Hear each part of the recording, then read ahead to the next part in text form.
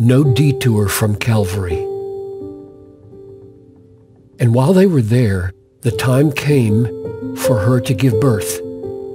And she gave birth to her firstborn son and wrapped him in swaddling cloths and laid him in a manger, because there was no place for them in the inn. Luke 2, 6 and 7.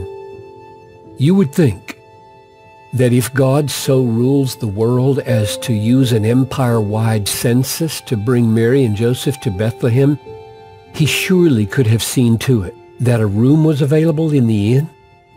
Yes, he could have. He absolutely could have.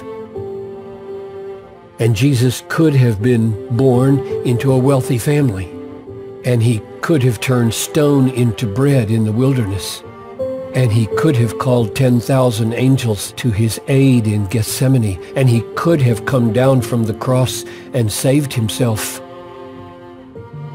The question is not what God could do, but what he willed to do. God's will was that Christ was rich, yet for your sake he became poor. The no vacancy signs over all the motels in Bethlehem were for your sake. For your sake he became poor, 2 Corinthians 8:9. God rules all things, even hotel capacities and available Airbnbs, for the sake of his children. The Calvary Road begins with a no vacancy sign in Bethlehem and ends with the spitting and scoffing of the cross in Jerusalem.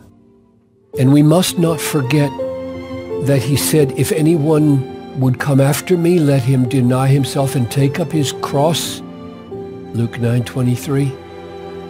We join him on the Calvary Road and hear him say, remember the word that I said to you, a servant is not greater than his master.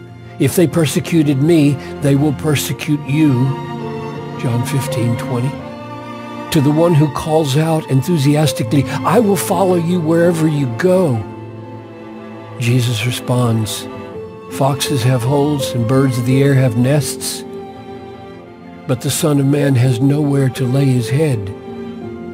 Luke 9:57-58.